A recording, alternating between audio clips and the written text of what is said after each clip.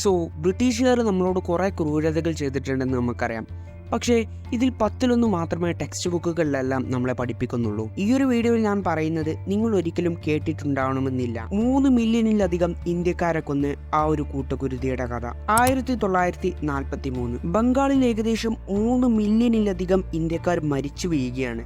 അതൊരു യുദ്ധം കാരണമോ അല്ലെങ്കിൽ ഒരു അസുഖം കാരണമോ അല്ല, വിശപ്പ് കാരണം. അതവരുടെ പാടങ്ങൾ നശിച്ചുകൊണ്ടോ അല്ലെങ്കിൽ അവർക്ക് ഭക്ഷണം കിട്ടാത്തത് കൊണ്ടോ അല്ല, ബ്രിട്ടീഷുകാരുടെ കൊടും ക്രൂരതയായിരുന്നു. ബ്രിട്ടീഷുകാർ അതിനെ വിളിച്ചത് ഭക്ഷ്യക്ഷാമം എന്നാണ്. പക്ഷെ അവിടെ വരൾച്ച ഉണ്ടായിരുന്നില്ല, പ്രളയം ഉണ്ടായിരുന്നില്ല, അവിടെ ഭക്ഷണം ഉണ്ടാകുന്നുണ്ട്. പക്ഷെ അവിടുത്തെ ജനങ്ങൾക്കാർക്കും അതെടുത്ത് കഴിക്കാനുള്ള അവകാശം ഉണ്ടായിരുന്നില്ല. അവിടെ ഉണ്ടാകുന്ന സാധനങ്ങളെല്ലാം അവർ എക്സ്പോർട്ട് ചെയ്യുകയോ അല്ലെങ്കിൽ കത്തിക്കുകയായിരുന്നു ചെയ്തിരുന്നത്. ഒരു ഗ്രാമം മുഴുവൻ പട്ടിണി അടക്കുമ്പോഴും ബ്രിട്ടീഷ് പ്രൈം മിനിസ്റ്ററായ വിൻസ്റ്റൺ ചർച്ചിൽ അദ്ദേഹത്തിനോട് അദ്ദേഹത്തിന്റെ അഡ്വൈസേഴ്സ് പലരും പറഞ്ഞു ബംഗാളിലോട്ട് ഭക്ഷണം അയക്കാൻ. പക്ഷേ അദ്ദേഹം അത് റിഫ്യൂസ് ചെയ്യുകയാണ് ചെയ്തത്. എന്നിട്ട് അദ്ദേഹം പറഞ്ഞ വാക്കുകൾ അത് ഓരോ ഇന്ത്യക്കാരന്റെ മനസ്സിലും കുത്തുന്നതാണ്. ഭക്ഷ്യക്ഷാമം എന്നത് അവരുടെ മാത്രം തെറ്റാണ്.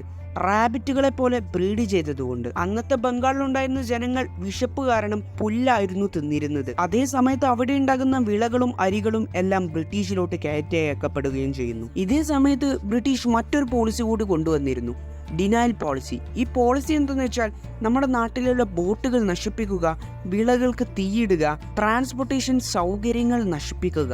ഇതെല്ലാം അവർ എന്തിനാണ് ചെയ്തതെന്ന് വെച്ചാൽ ജപ്പാൻ ഫോഴ്സുകൾക്ക് ഇന്ത്യ കൈയടക്കാതിരിക്കാനാണ്. ഇത് കാരണം നമ്മുടെ ഇന്ത്യയിൽ കനത്ത നഷ്ടം വരികയും 3 മില്യണിലധികം ആളുകളാണ് മരിച്ചു വീണത്. ഒരു പട്ടണത്തിലുള്ള ആളുകൾ മുഴുവനായിട്ട് മരിച്ചിട്ടും ഇതിന്റെ പേരിൽ ഒരു ഖേദം അറിയിക്കാൻ പോലും ബ്രിട്ടീഷ് പ്രൈം മിനിസ്റ്റർ കൂട്ടാക്കിയില്ല. ഈ ഒരു സംഭവം നമ്മുടെ ടെക്സ്റ്റ് ബുക്കുകളിൽ എവിടെയും നമ്മളെ പഠിപ്പിക്കില്ല. ജസ്റ്റ് നമ്മുടെ ഇന്ത്യയിൽ ഫുഡ് ഷോർട്ടേജ് കാരണം കുറെ ആളുകൾ മരിച്ചു എന്ന് മാത്രമേ പറയുകയുള്ളൂ. അപ്പോൾ ഇനി നിങ്ങളുടെ അഭിപ്രായം കമന്റ് ചെയ്യേണ്ട സമയമാണ്. നിങ്ങൾക്ക് ഇതിനെപ്പറ്റി തോന്നുന്ന കാര്യങ്ങൾ കമന്റ് ചെയ്യുക.